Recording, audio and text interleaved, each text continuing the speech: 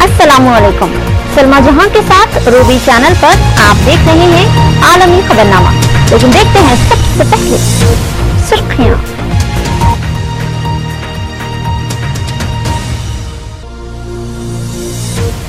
लड़की की जासूसी की दरख्वास्त सुप्रीम कोर्ट के जरिए करवाने कांग्रेस खवातीन तंजीमों का मुतालबा।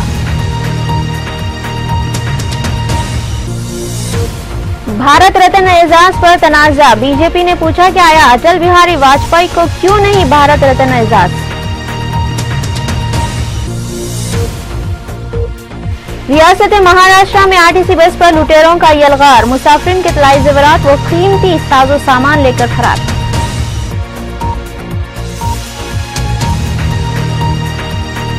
अमेरिका के साथ मुजवजा सिक्योरिटी मुआहदे में शिरकत करने अफगान सदर हामिद करजई का तालिबान को मशवरा।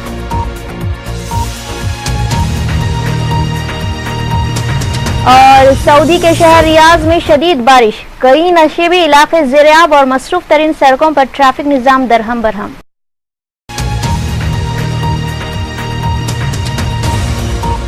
अब खबरें तफसील से। कांग्रेस पार्टी ने बीजेपी के वजीर आजम उम्मीदवार नरेंद्र मोदी को सख्त तनकीद का निशाना बनाया।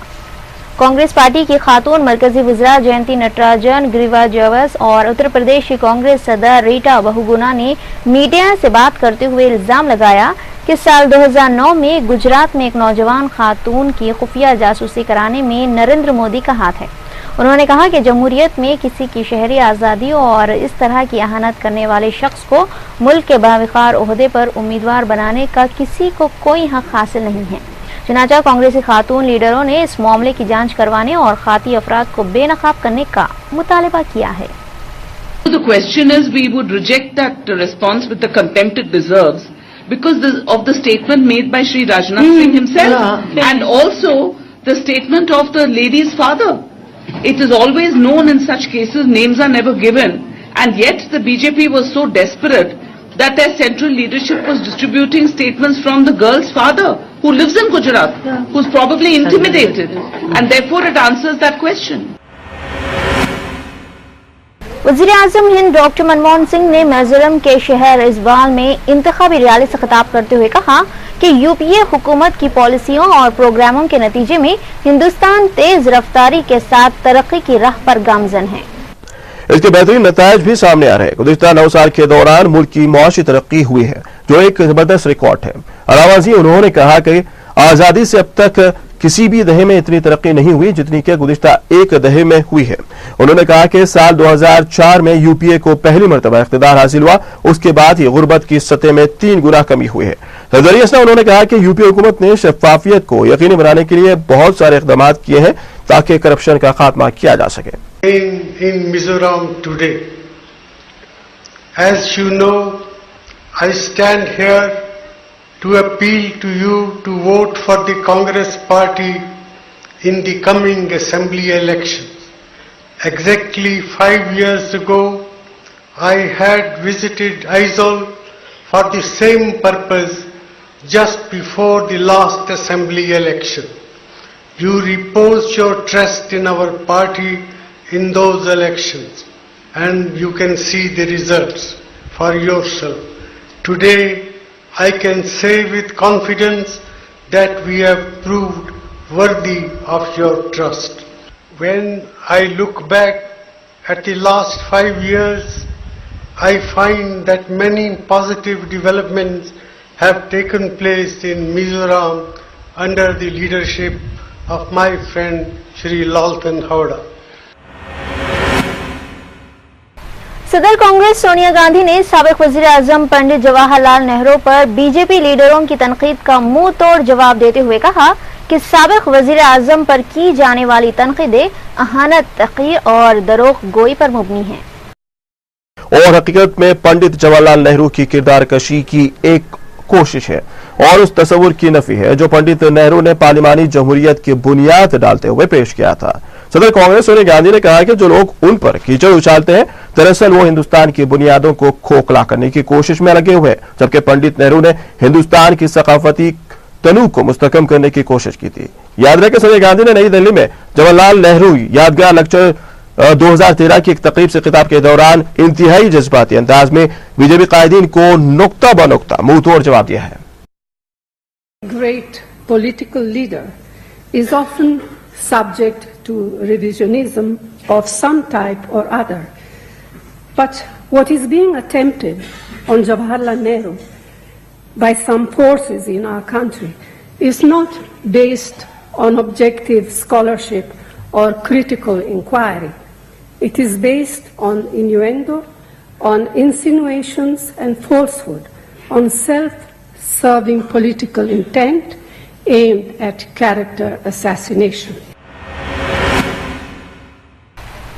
वजीर आजम हिंद डॉक्टर मनमोहन सिंह ने शख्सी तौर पर फोन करते हुए मास्टर ब्लास्टर सचिन तेंदुलकर को मुबारकबाद दी।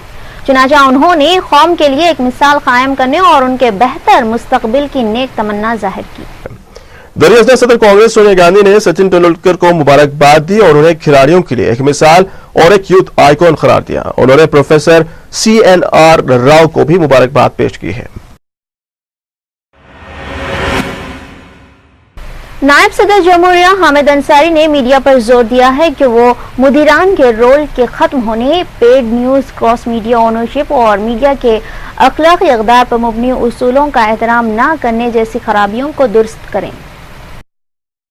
उन्होंने मीडिया वालों के काम करने के हालात, उनकी हिफाजत व सलामती की जरूरत पर फौरी तवज्जो देने का भी मुतालिबा किया। मरकजी वजीर देही तरक्कियात जयराम रमेश ने कहा कि कांग्रेस के नायब सदर राहुल गांधी को मुसलमानों से मुआफी मांगना बहुत जरूरी है, क्योंकि उन्होंने मुजफ्फरनगर फिसाद मुतासरीन के साथ ISI के रवाबित का जो बयान दिया था उसके नतीजे में मुसलमान नाराज हो गए हैं। उन्होंने कहा कि राहुल की नीयत बिल्कुल साफ थी, किसी फिरके को बदनाम करना उनका इरादा नहीं था, लेकिन मीडिया में कांग्रेस के दुश्मनों ने राहुल गांधी के बयान को गलत अंदाज में उछाल कर पेश किया। अलावा उन्होंने यह भी कहा कि राहुल गांधी दिल की गहराई से सेक्युलर है, उनकी नीयत पर शक नहीं किया जा सकता, वो अक़लियतों के ताल्लुक से नेक ख्वाहिशात रखते हैं। पहले बोल दिए, कौम पर कोई उन्होंने सवाल नहीं उठाया है, कौम पर कोई शक नहीं किया है, उनकी नीयत पर कोई सवाल नहीं होनी चाहिए। मैं मानता हूं जिस तरीके से वो बयान निकला वो निकलना नहीं चाहिए था। जिस दिन से उनका उनका स्टेटमेंट आया है उस दिन से मुजफ्फरनगर के अंदर जितने भी आपकी हाई इंटेलिजेंसी हैं वहां पर मौजूद। देखिए ठीक है, मैं राहुल गांधी जी क्या कहेंगे क्या करेंगे मैं नहीं कह सकता हूं, पर अगर आप कह रहे हैं उनको खुद स्पष्टीकरण देना चाहिए, खुद माफी लेनी चाहिए, मैं बिल्कुल आपसे। कांग्रेस जनरल सेक्रेटरी दिग्विजय सिंह ने भारतीय जनता पार्टी के वजीर आजम के ओहदे के उम्मीदवार नरेंद्र मोदी को फेंकू बताते हुए कहा कि वो मोदी की तरह तकारीर नहीं करते बल्कि अपने वादे पर अटल रहते हैं और उसे पूरा करते हैं। दिग्विजय सिंह ने देवास जिले के हॉट पापलिया असेंबली हल्के में कांग्रेस के उम्मीदवार की हिमायत में एक इंतखाबी जलसे को खिताब करते हुए उन्होंने कहा कि मोदी गुजरात का कर्ज तो उतार नहीं पाया और अब वो मुल्क का कर्ज उतारने का दावा करके मुल्क के अवाम को गुमराह कर रहे हैं। उन्होंने रियासत की बरसर इख्तिदार बीजेपी पार्टी पर भी निशाना लगाते हुए कहा कि बीजेपी लीडरों ने फेंकू अंदाज में 8,000 ऐलान किए, लेकिन अब तक उन मनसूबों को अमली जामा नहीं पहनाया जा सका। उन्होंने कहा कि रियासत में बदनवारी उरूज पर है और मरकजी सरकार के जरिए चलाए जा रहे प्रोजेक्टों में लूट मची हुई है।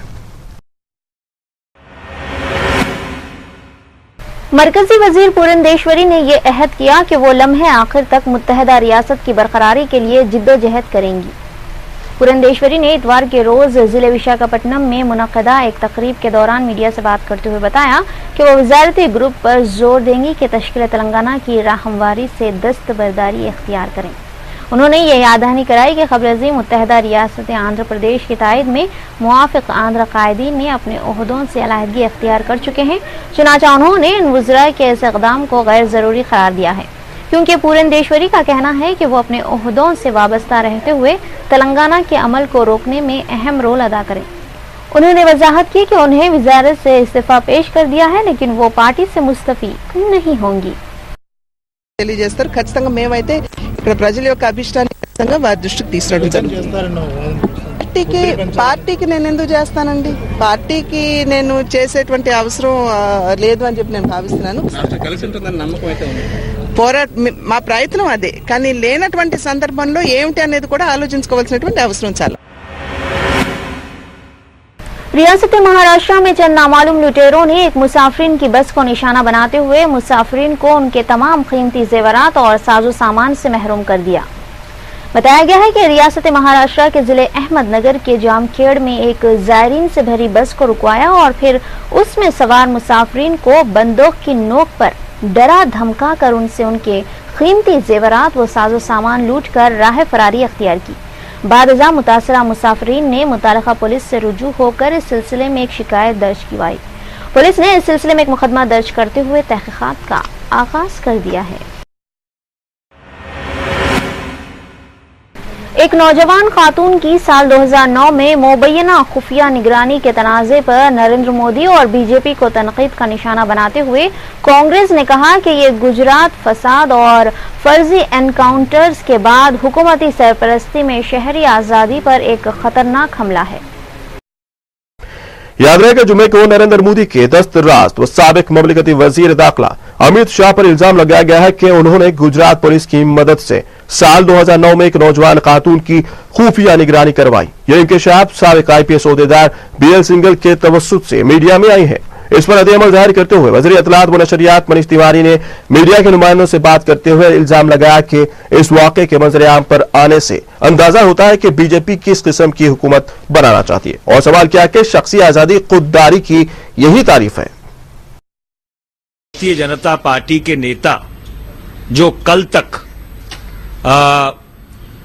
कथाकथित तौर पर फोन टैपिंग के मामले में बहुत ज्यादा ही उत्तेजना दिखा रहे थे, आज वो इस राज्य प्रायोजित नारी शोषण पर बिल्कुल मौन साधे हुए।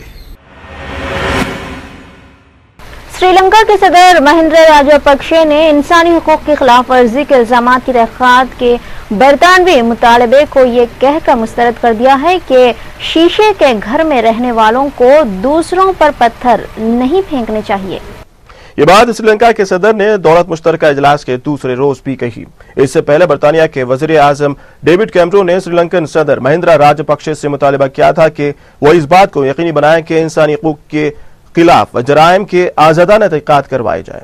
बसूर दीगर अक़वाम मुत्तहिदा इस मामले की तहकीकात करेगा। श्रीलंका हुकूमत पर इल्जाम है कि इसने सन 2009 में तमिल बागियों के खिलाफ जंग के दौरान इंसानी हुकूक के खिलाफ जराइम का इर्तिकाब किया है।